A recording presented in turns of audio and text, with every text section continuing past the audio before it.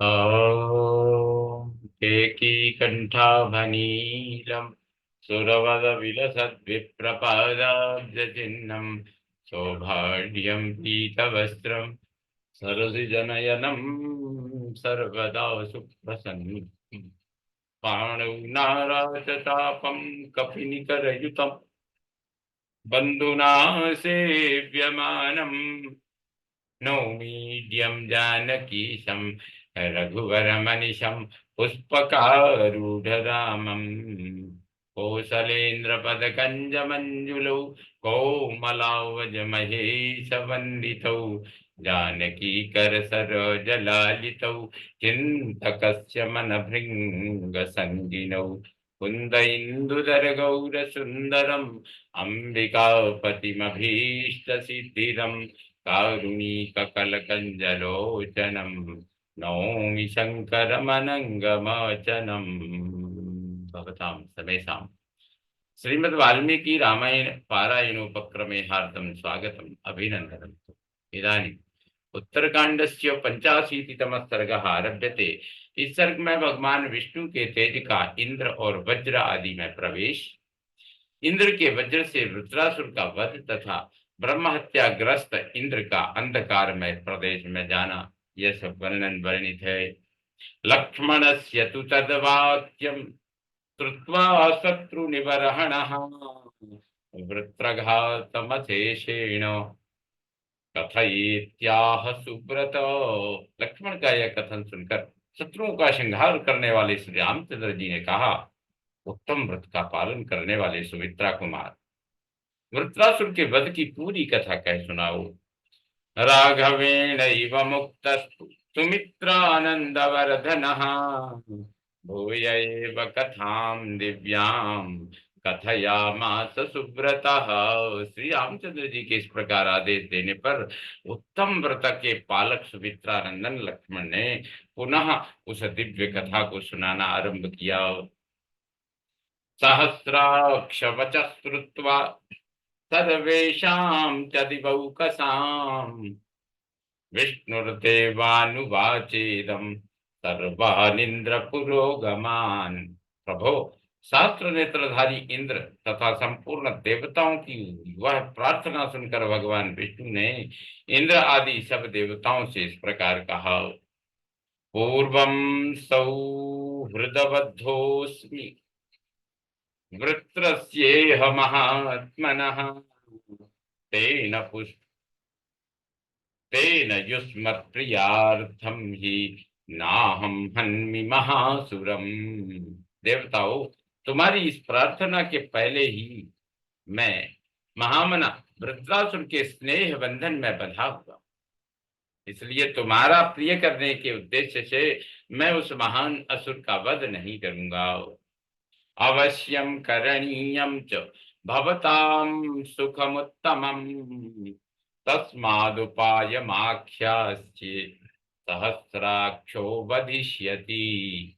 परंतु तुम सबके उत्तम सुख की व्यवस्था करना मेरा आवश्यक कर्तव्य है, इसलिए मैं ऐसा उपाय बताऊंगा जिससे देवराज इंद्र उसका वध कर सकेंगे। त्रेधा भूतं करिष्यामि आत्मानं सुरसत्तमा तेन वृत्रं सहस्राक्षो वधिष्यति न संशयः। सुरश्रेष्ठ, मैं अपने स्वरूप भूत तेज को 3 भागों में, त्रिधा भूतं करिष्यामि आत्मानं सुरसत्तमा तेन वृत्रं सहस्राक्षो वधिष्यति न संशयः। सुरश्रेष्ठ, मैं अपने स्वरूप भूत तेज को 3 भागों में विभक्त करूंगा, जिससे इंद्र निस्संदेह वृत्रासुर का वध कर डालेंगे। एकांशो वा शवं यातु द्वितीयो वज्रमेव तु तृतीयो भूतलं यातु तदा वृत्रं हनिष्यति। मेरे तेज का एक अंश इंद्र में प्रवेश करे, दूसरा वज्र में व्याप्त हो जाए और तीसरा भूतल को चला जाए। यहाँ भूतल, तीसरा भूतल को चला जाए, तब इंद्र वृत्रासुर का वध कर सकेगा। तथा ब्रुवति देवेशे देवावाक्यमथा ब्रुवन् एवमेतन्न संदेहो यथा वदसि दैत्यहन् भद्रं ते स्तु गमिष्यामो वृत्रासुरवधैषिणः भजस्व परमोदारो वासवं स्वेन तेजसा। देवेश्वर भगवान विष्णु के ऐसा कहने पर देवता बोले, दैत्य विनाशन, आप जो कहते हैं ठीक ऐसी ही बात है, इसमें संदेह नहीं, आपका कल्याण हो। हम लोग वृत्रासुर के वध की इच्छा मन में लिए यहाँ से लौट जाएंगे। परम उदार प्रभु, आप अपने तेज के द्वारा देवराज इंद्र को अनुग्रहित करें। ततः सर्वे महात्मान सहस्राक्ष पुरोगमा तदरण्यमुपाक्रामन् यत्र वृत्रो महासुरः। तत्पश्चात इंद्र आदि सभी महामनस्वी देवता उस वन में गए जहां महान असुर वृत्र तपस्या करता था। ते पश्यंस्तेजसा भूतम तप्यंतम असुरोत्तमम पिबन्तमिव लोकान् स्त्रीन् निर्दहन्तमिवाम्बरम्। उन्होंने देखा असुर श्रेष्ठ वृत्रासुर अपने तेज से सब ओर व्याप्त हो रहा है और ऐसी तपस्या कर रहा है मानो उसके द्वारा तीनों लोकों को पी जाएगा और आकाश को भी तख्त कर डालेगा। दृष्ट्वे दृष्ट दृष्ट्वे दृष्ट्वैचासुरं श्रेष्ठम् दृष्ट्वा चासुरश्रेष्ठं देवास्त्रासमुपागमन् कथमेनं वदिष्यामः कथम न स्यात् पराजयः। उस असुर श्रेष्ठ वृत्र को देखते ही दृष्ट देवता लोग घबरा गए और सोचने लगे, हम कैसे इसका वध करेंगे और किस उपाय से हमारी पराजय नहीं होने पाएगी। तेषां चिन्तयतां तत्र सहस्राक्षः पुरन्दरः वज्रं प्रगृह्य पाणिभ्यां प्राहिणो वृत्रमूर्धनि।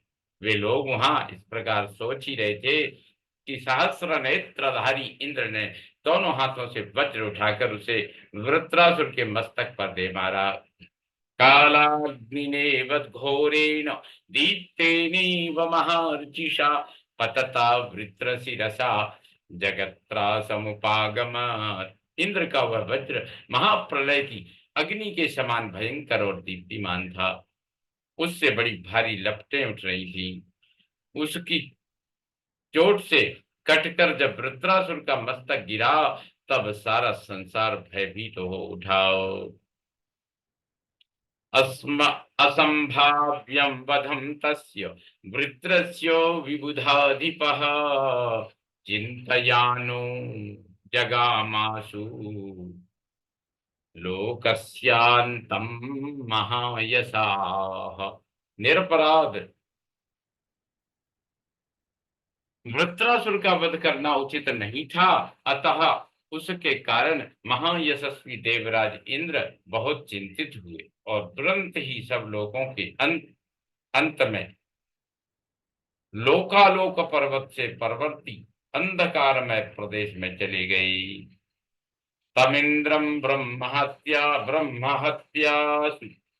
तमिंद्रम ब्रह्महत्यासु गच्छन्तमनुगच्छति अपतच्चास्य गात्रेषु तमिंद्रम दुःखमाविशत्। जाने के समय ब्रह्म हत्या तत्काल इनके पीछे लग गई और उनके अंगों पर टूट पड़ी। इससे इंद्र के मन में बड़ा दुख हुआ। हतारयः प्रणष्टेन्द्रा देवासाग्निपुरोगमा विष्णुं त्रिभुवनेशानं विष्णुं त्रिभुवनेशानं मुहुर्मुहुरपूजयन्। देवताओं का शत्रु मारा गया। इसलिए अग्नि आदि सब देवता त्रिभुवन के स्वामी भगवान विष्णु की बार बार स्तुति पूजा करने लगे, परंतु उनके इंद्र अदृश्य हो गए थे। इसके कारण उन्हें बड़ा दुख हो रहा था।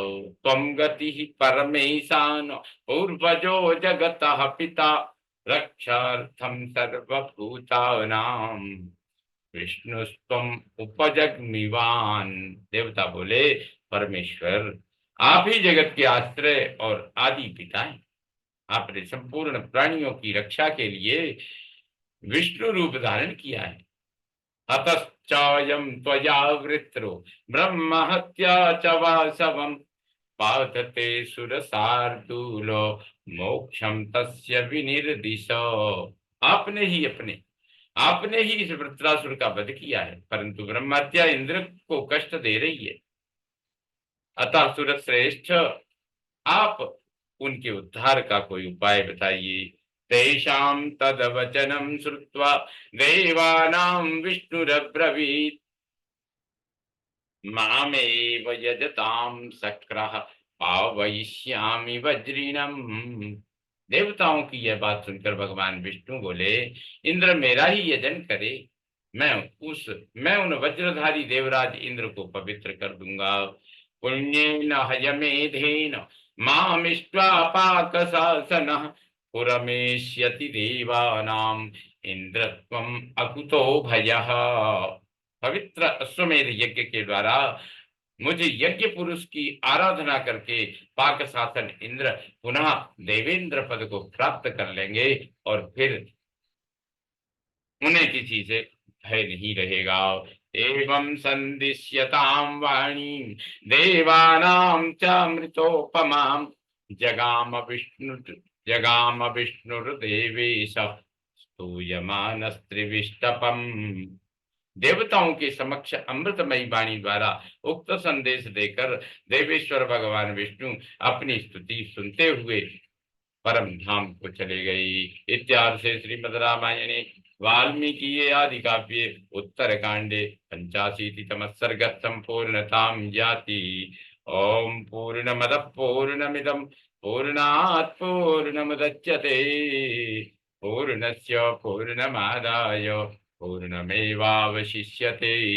ओम शांति शांति शांति। सर्वे भवन्तु सुखिनः सर्वे सन्तु निरामया सर्वे भद्राणि पश्यन्तु मा कश्चित् दुःखभाग् भवेत्। ओम शांति शांति शांति। श्री रामचंद्रो विजयते तदाम।